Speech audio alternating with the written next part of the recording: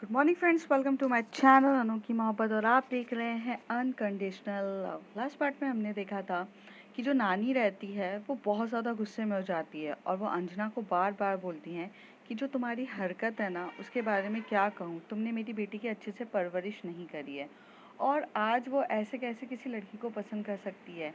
अगर उसे कोई मानसिक बीमारी थी तो तुम्हें उसका इलाज कराना चाहिए था। पैसों की कमी थी तो हमसे ले लेती, पर ये सब चीज़ें करने की क्या ज़रूरत थी। नानी काफ़ी अच्छे से बोलती जा रही थी चीज़ें, तो अंजना को कुछ समझ में नहीं आता है। तो अंजना ये कह देती है कि नानी, अगर आपको कायरा को अगर दिल्ली में ही शिफ्ट करना है, दिल्ली में ही पढ़ाना है, तो कायरा की खुद की एक्सेप्टेंस होना बहुत ज़्यादा ज़रूरी है। अगर वो खुद एक्सेप्ट नहीं करेगी तो आप ये ज़बरदस्ती उनके साथ नहीं कर सकते हो।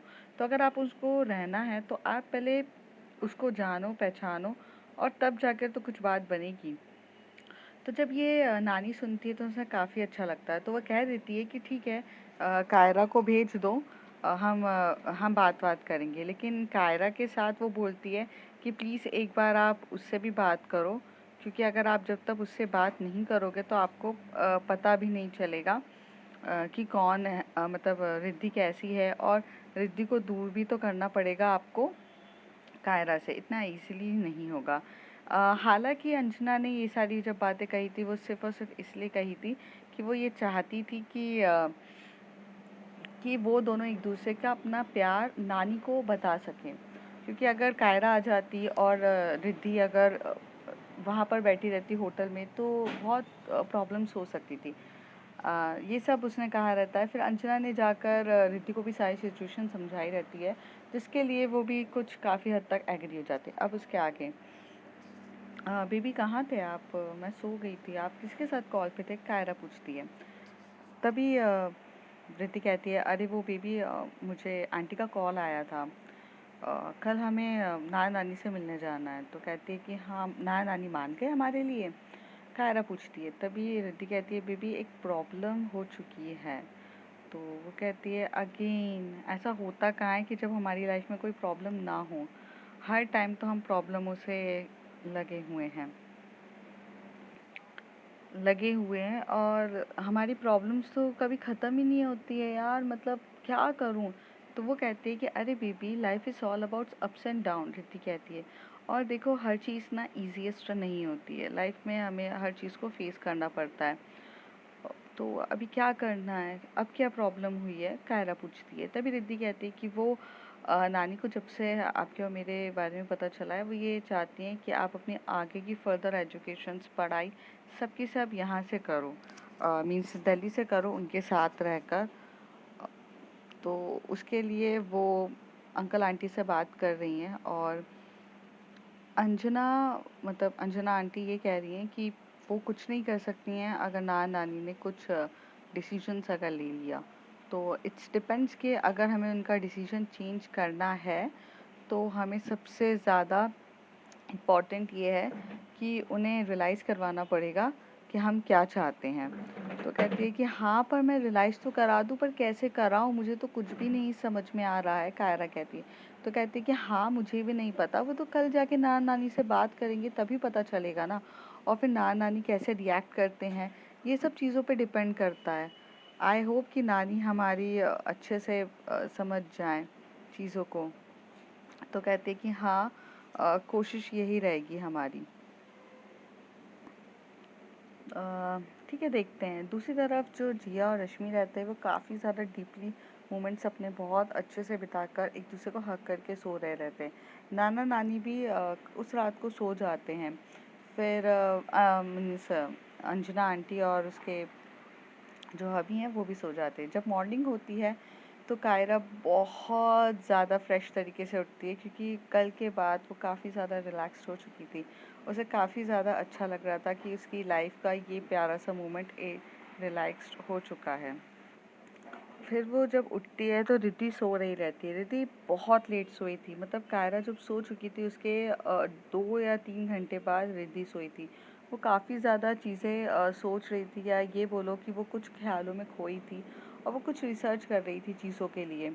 तो ये सब चीज़ें जब कायरा को पता चलती है क्योंकि उसके मोबाइल उसके हाथ में रहता है और गूगल वूगल ओपन रहता है, तो वो समझ जाती है कि ये कुछ और तरीके से हो। तो वो वहाँ बैठे जब कायरा वो पूरा मीन्स मोबाइल वगैरह को साइड में करती है, तो रिद्धि बहुत ज़्यादा स्वीट दिख रही रहती है और काफ़ी ब्यूटीफुल दिख रही रहती है। सोते टाइम वो बहुत क्यूट सी दिख रही रहती है, तो पर वो उसकी इच्छा नहीं होती है उसे उठाने की, तो वो बिना उठाए जाती है और जाके अपना फेस वॉश करती है, फिर फ्रेश होने ही चली जाती है वो, और रूम सर्विस वाले को फ़ोन कर देती है चाय और ब्रेकफास्ट के लिए। जैसे ही थोड़ी देर में जब रूम सर्विस आती है, तो कायरा बात करके बाहर आ चुकी रहती है, तो वो रूम सर्विस से लेती है। लेने के बाद पूरा रखती है, फिर वो बहुत प्यार से जाती है और रिद्धि को उठाती है और कहती है कि बेबी, हेलो बेबी सुनो। तो रिद्धि कुछ रिस्पॉन्स नहीं कर रही रहती है, फिर भी कायरा बहुत प्यार से उठाती है, बेबी सुनो। तो कहती है कि हाँ, क्या हो गया? अरे आज कॉलेज नहीं जाना है, अभी आज कॉलेज, अभी बाद में जाएंगे कॉलेज। सोने दो ना पापा प्लीज़, आज इच्छा नहीं है कॉलेज जाने की, सोने दो। और ये बोलकर वो ब्लैंकेट लेट के सो जाती है। जब रिद्धि की ये सारी क्यूट क्यूट सी बातें वो सुनती है कायरा, तो उसे काफ़ी ज़्यादा अलग लगता है और अजीब सा लगता है कि मतलब इसको भी इसके पापा लगता है इसी तरीके से उठाते हैं, मतलब ससुर जी आकर इस तरीके से उठाते हैं, तो कायरा ये सोचती है। तभी जो वो रहती है वो ब्लैंकेट को हटाती है कायरा और बहुत प्यार से बोलती है, अरे बेबी उठो, नानी के घर जाना है, नानी के घर। तो एकदम से रिद्धि उठती है और कहती है कि ओ माय गॉड, हम बहुत ज़्यादा लेट हो गए क्या? प्लीज़ मैंने कुछ ज़्यादा सो लिया क्या? No no. तो कहती है नहीं बेबी, आप इतना लेट नहीं हुए हो, बट ब्रेकफास्ट आया है, ब्रेकफास्ट कर लो आप। तो कहती है आप तैयार हो गई? तो कहती है हाँ मैं तैयार हो गई। आप ब्रेकफास्ट, आप जाके फ्रेश हो जाओ या ब्रेकफास्ट कर लो। तो कहती नहीं नहीं, मैं पहले फ्रेश हो जाती हूँ जाकर, फिर आपसे बात करती हूँ। तो रिद्धि भी फटाक से उठ के फ्रेश होने चली जाती है। कायरा जैसी तैयार होती है और तैयार होकर चली जाती है, जाकर बैठती है, तो थोड़ी देर आगे निकलती है और निकलने के बाद वो बाहर बालकनी में देख रही रहती है और काफ़ी ज़्यादा डीपली वो ये सोच रही रहती है कि कैसे समझाऊँ। मतलब कल उसने बहुत ज़्यादा मतलब कल ज़्यादा उसने बहुत रिसर्च करी रहती है, बट वो इतना भी फाइंड आउट नहीं कर पाती कि वो कैसे हैंडल करे। तो जब वो वहाँ से वापस आती हैं, तो थोड़ी देर में जिया और रश्मि भी उनके रूम पर आ चुके रहते हैं फ्रेश वगैरह होके। तो जिया बोलती है कि यार क्या सोची जा रही है, इतना ज़्यादा टेंस क्यों है? तो कहती यार ऐसी ऐसी सिचुएशन हो गई है, बहुत ज़्यादा हालत ख़राब है, ये सब हो चुका है, चीज़ें ये सब हो गई है। तो कहती हाँ यार, थोड़ी ना थोड़ी हमारी भी गलती थी यार, मीन्स हमारा रिलेशन भी उनके सामने बहुत गंदे तरीके से आया है, तो वो समझने के लिए रेडी नहीं है। तो कहती हाँ यार, बट उनको समझाने के लिए मैं क्या करूँ, मुझे ये चीज़ समझ में नहीं आ रही है। अब मैं उनको एलजीबीटी कम्युनिटी के बारे में समझाऊंगी, डिटेल्स में बताऊंगी, तो उन्हें कुछ समझ में नहीं आएगा। अ, मुझे कुछ क्लूज़ नहीं मिल रहे हैं। मतलब मैं उन्हें समझाने निकलूँ तो किस तरीके से समझाऊँ? कुछ भी समझ में नहीं आ रहा है यार। और पता नहीं, अंजना आंटी ने मुझे सारी बातें तो नहीं बताई, पर इतना कह दिया कि अगर उनका बस चले तो वो कायरा को दिल्ली में भी रख सकती हैं।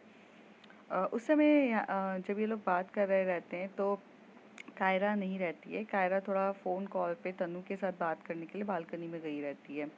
तो वो नहीं रहती, उसे नहीं पता रहता। तो कहती ऐसा क्यों कहा? तो कहती पता नहीं यार, मुझे नहीं पूछा। और उस समय शायद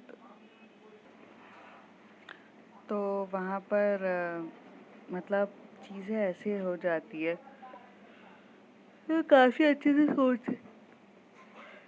काफ़ी अच्छे से सोचते हैं दोनों। रश्मि भी वहाँ बैठ के कुछ अभी अलग ही ख्यालों में खोई हुई रहती है। तो जिया उसे बोलती है कि तुम कहाँ खो गई हो, तुमसे कोई पूछ रहा है? तो कहती है यार कुछ नहीं।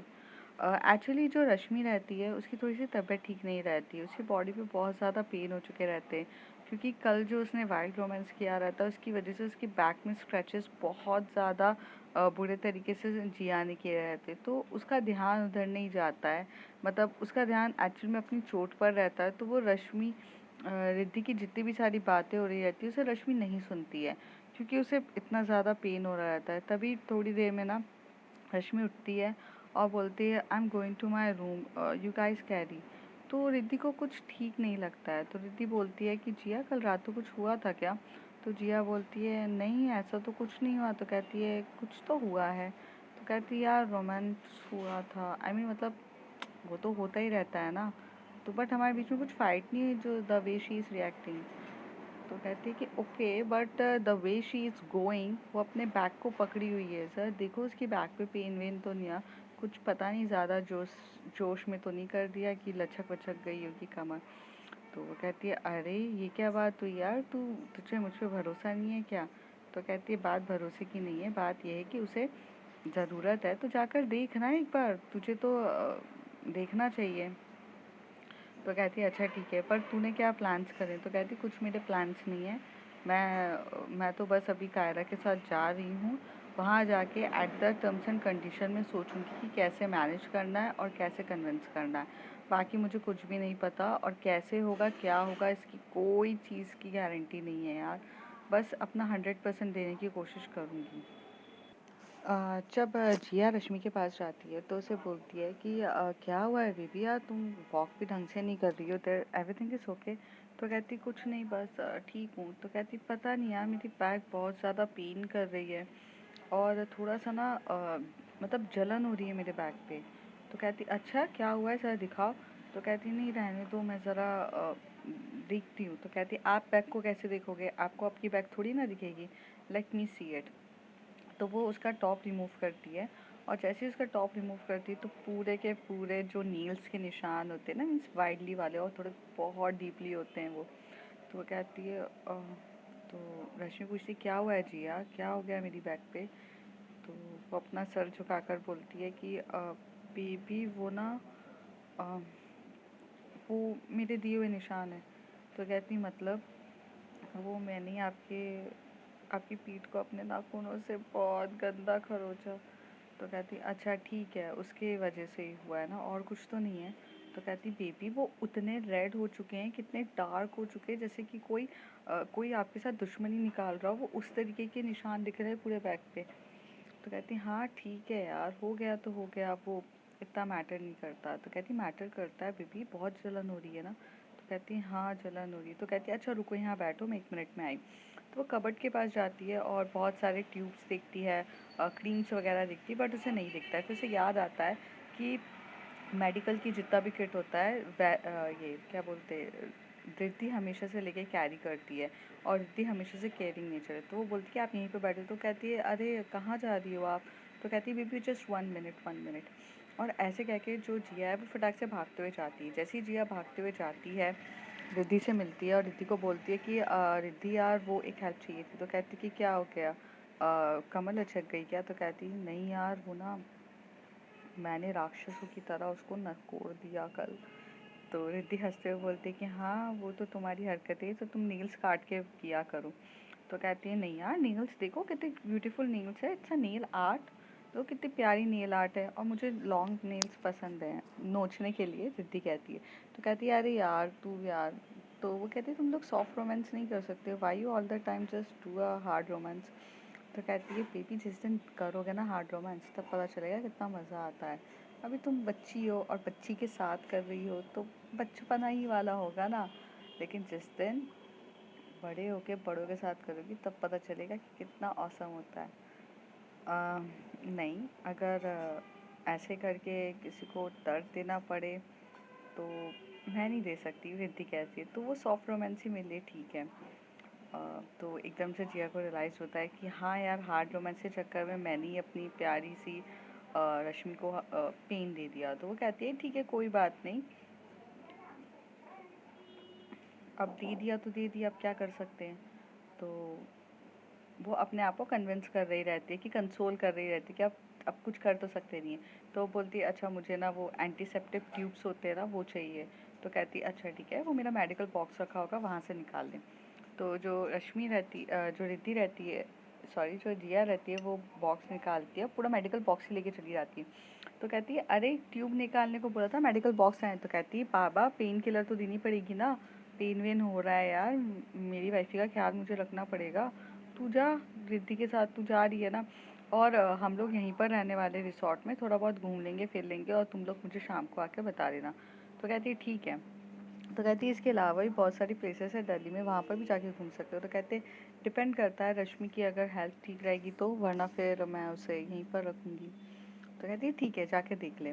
तो जिया फटाफट भागते हुए चली जाती है। उतनी देर में कायरा आ जाती है। कायरा पूछती है कि मैम चलना है क्या? तो कहती है कि हाँ बस मैं 5 मिनट में रेडी हो जाती हूँ, चल रहे हैं।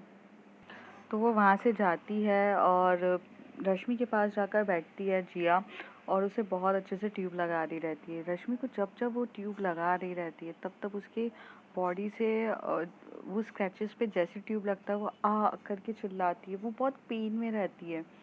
तो जिया की आंखों में से भी आंसू आ जाते हैं, क्योंकि इतना गंदे तरीके से रोमांस करने का ऐसा कोई इरादा नहीं था, लेकिन उस समय हालात इस तरीके से हो गए थे कि जब रोमांस में इतना इन्वॉल्व हुए तो उन्होंने ध्यान ही नहीं दिया।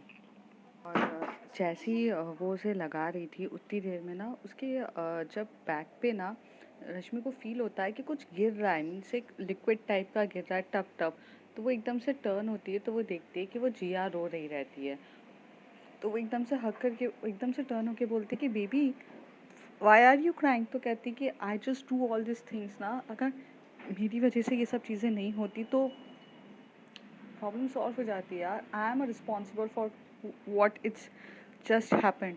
तो कहती है जस्ट रिलैक्स्ड बेबी, हो जाता है कभी कभार, और वैसे भी बहुत टाइम के बाद होता है ना तो ऐसे ही हो जाता है। इट्स नॉट लाइक कि कुछ बिग थिंग है, ठीक है वो हो जाएगा सही। अच्छा आप मुझे कुछ बोल रहे थे यार रश्मि, तुम्हारा ध्यान कहाँ है? उस समय मेरी बहुत पेन कर रहा था। तो कहती अभी तो ठीक है, ट्यूब वगैरह लगाकर काफ़ी ज़्यादा बेटर फील हो रहा है। तो आप मुझे बताओ कि आप रश्मि के रिद्धि के बारे में क्या बोल रहे थे? तो वो उसे सारी बात बताती है कि रिद्धि के बारे में कि घर पे ऐसे ऐसे हुआ है। तो कहती है अच्छा, तो अभी रिद्धि ने क्या सोचा है? तो कहती कुछ नहीं सोचा है, वो तो जा रही है नानी से मिलने, अब कैसे कन्विंस करेंगे, क्या होगा पता नहीं। तो कहते हैं हाँ बहुत मुश्किल है एक्चुअली। क्या होता है पेरेंट्स को बनाना तो फिर भी ठीक है, लेकिन पेरेंट्स के पेरेंट्स को बनाना जो ओल्ड एज के हो जाते हैं, जिनका माइंड एक लेवल पे स्टक हो चुका होता है, उन्हें मनाना काफ़ी ज़्यादा मुश्किल हो जाता है। तो कहती है एग्जैक्टली यार, लेकिन रिद्धि को मनाना तो पड़ेगा आखिर अपने प्यार के लिए। तो कहती है हाँ वो मना ही लेगी जहाँ तक है, बट कैसे करेगी अब पता नहीं है। तो वो भी बहुत ज़्यादा टेंस है, क्योंकि उसे समझ में आया। तो कहती यार पहले कुछ पुरानों में भी तो ऐसे लोग हुआ करते थे, उसके बारे में उसने कुछ रिसर्च नहीं करी क्या? तो कहती है पता नहीं यार, कुछ होते थे क्या पहले भी ऐसे लोग? कहते हाँ यार ये कोई चीज़ अभी से थोड़ी ना आई है जिया, पहले से ही है ये कुछ ऐसा नहीं है कि हमारी जनरेशन चेंज हो रही है तो ये चीज़ें एकदम से आ गई है। बीमारी नहीं है ये जो एकदम से वक्त के साथ आ जाए, भाई ये नेचुरली है, ये पहले के भी ज़माने में होता था, सब कुछ पहले से भी होता था। बस फ़र्क इतना था कि लोगों के सामने आता नहीं था। तो अगर रश्मि, मुझे ऐसा लगता है कि अगर रिद्धि उन सारे लोगों का एग्जाम्पल दे तो काफ़ी हद तक नानी को कन्विंस करने का मौका मिलेगा। तो कहती हाँ ये अच्छी बात है, बट हमें तो खुद नहीं पता कि पुराने ज़माने में क्या क्या ये सब लोग होते थे।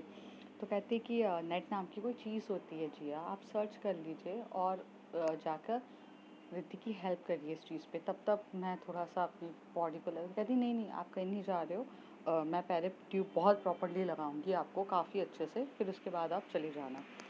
तो ये बोलकर वो उसे बहुत प्यार से ट्यूब्स लगा रही रहती है, हर एक एक चोट पे लगा रही रहती है, और उसकी जो वेस्ट होती है ना वो भी बहुत ज़्यादा पेन कर रही रहती है। तो वो वहाँ पर ना क्या बोलते, मतलब ये वाला ट्यूब तो वो सब जगह लगा देती है जहाँ मार्क्स पे होते हैं, लेकिन दूसरा वाला जो ट्यूब होता है वो उसकी वेस्ट पे बहुत लाइटली एकदम हल्के तरीके से लगा दी रहती है कि, और पेट के बल उसे लेटा देती है, और जो जहाँ पूरे मार्क्स लगे हुए रहते हैं, जहाँ पूरे मार्क्स लगे हुए रहते हैं वो वहाँ पर उसे पीठ के बल सोने के बजाय पेट के बल बोलती है कि आप सो, तब तक मैं आती हूँ रिद्धि से बात करके, रिद्धि के साथ थोड़ा वक्त बिताकर, और सुनो बेबी मैं रूम सर्विसेज को बोल दूँ क्या खाने पीने के लिए लाने के लिए? तो कहती है अभी कुछ नहीं खाना है मुझे, अ, हम लोग तो यहीं पर स्टे कर रहे हैं ना। तो कहती हाँ हम लोग स्टे कर रहे हैं, आप चाहो तो यहीं पर स्टे करेंगे। तो तो रश्मि उसी तरफ देख के बोलती है तो आपके क्या प्लान्स थे? तो कहती है थोड़ा बहुत बाहर घूम कर आते, इसी बहाने थोड़ा बहुत मतलब देख लेते हैं। तो कहती है कि हाँ शाम को चलेंगे जब मैं थोड़ा सा बेटर फील करूँगी। तो कहती है हाँ ठीक है, जब तो मैं रिद्धि के पास से आती हूँ। जिया रिद्धि के पास जाती है, उसे काफ़ी अच्छे से समझाती है कि अगर कुछ हेल्प चाहिए तो एशियन टाइम के यहाँ सब चीज़ें से पता कर सकते हो। तो वो कहती है कि यार मैंने देखा था बट मुझे ऐसा कुछ टॉपिक नहीं मिला कि जिसकी वजह से मैं उनको ये सारी चीज़ों के बारे में समझा सकूँ। तो कहती है ठीक है यार, पर समझाने के लिए भी कुछ चीज़ें का समय लगेगा। अब हम अपने तरीके से तो समझा सकते हैं काफ़ी अच्छे से, जिया कहती है, बट वो उनको समझ में आएगा नहीं। तो रिद्धि कहती यही तो बात है यार, पर कैसे करूँ? मैंने क्या बोलते हैं जिया कायरा को तो बहुत अच्छे से कह दिया कि यार आप टेंशन मत लो, मैं सब कुछ हैंडल कर लूँगी, लेकिन अब मुझे सीरियसली टेंशन हो रही है यार, मैं कैसे हैंडल करूँगी? क्योंकि नाना नानी का गुस्सा भी बहुत ज़्यादा तेज़ है, वो समझना भी नहीं चाहते।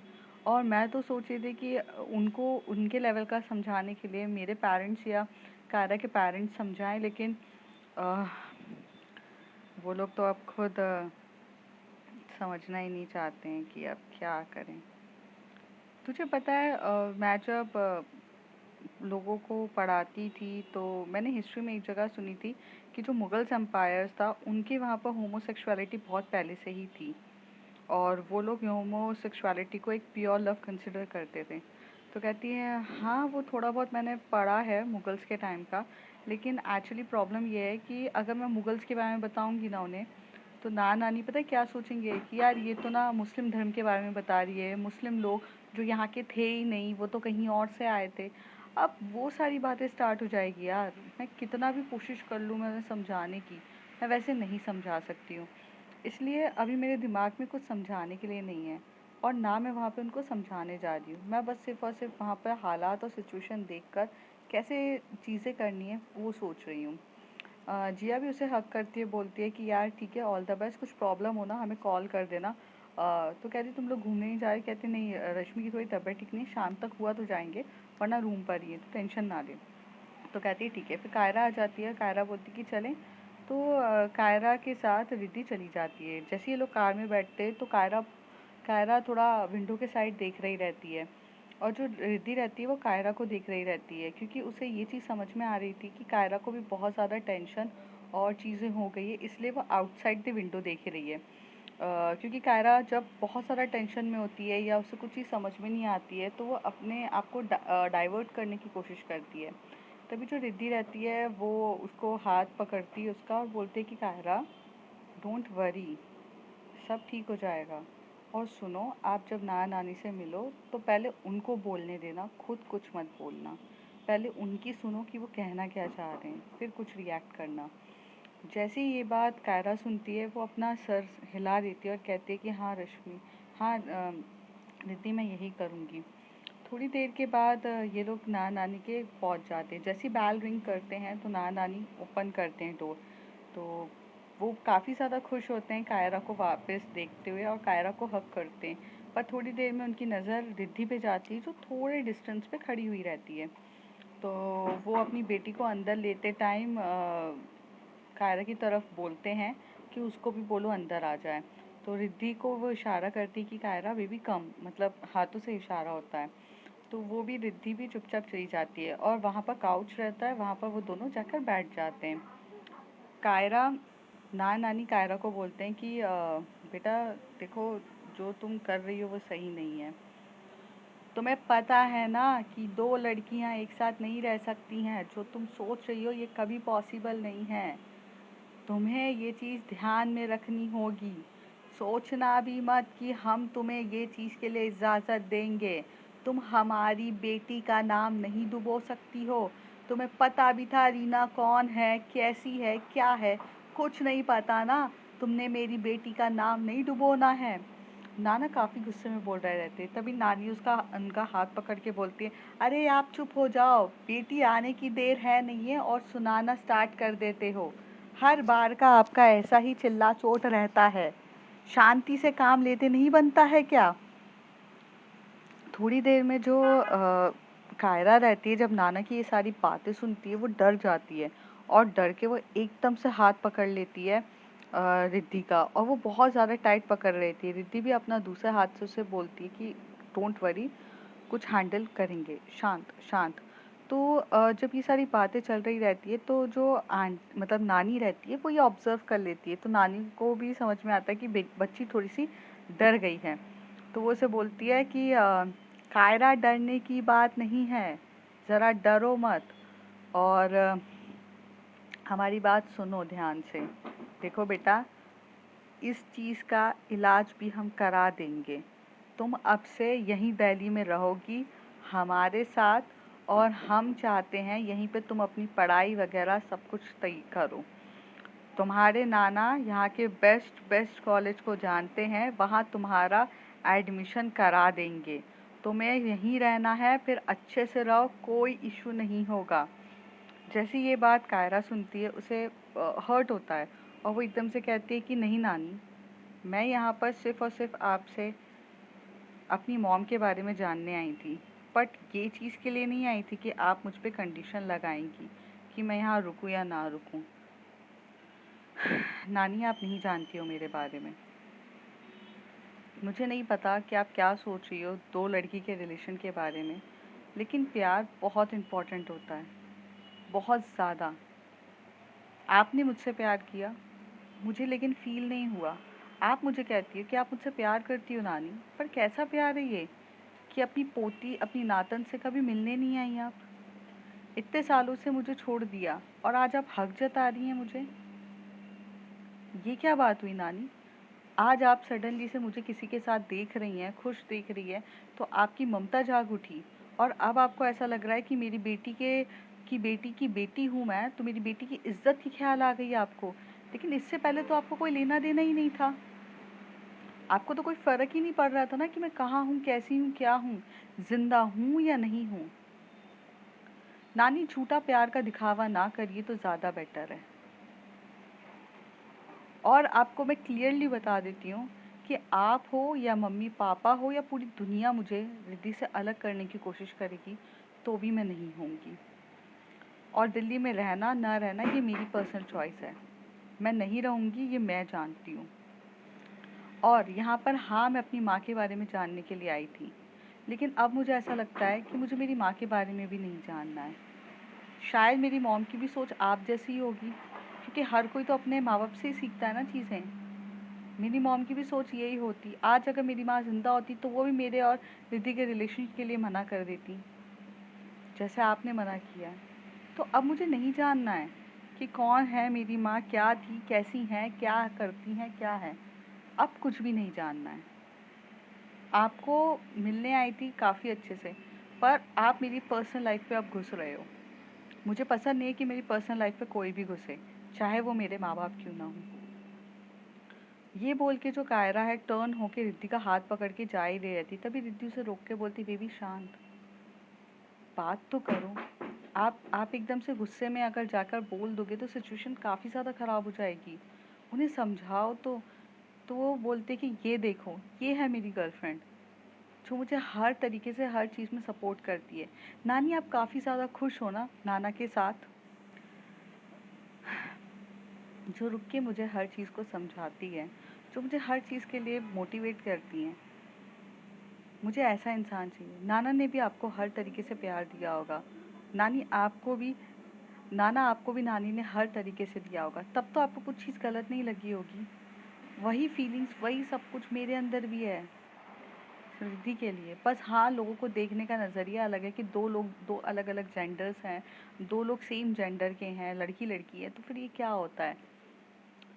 फीलिंग्स कभी भी किसी के मन में आती नहीं है, या हम कुछ पैदा नहीं करते हैं, ये सब खुदा देता है। वही मेरे अंदर हुआ है। अब आपको मुझे एक्सेप्ट करना है या नहीं करना, ये आपके ऊपर है, पर आप मुझे मजबूर नहीं कर सकते हैं। ये कह के अब कायरा फाइनली हाथ पकड़ के रिद्धिका लेकर चली जाती है।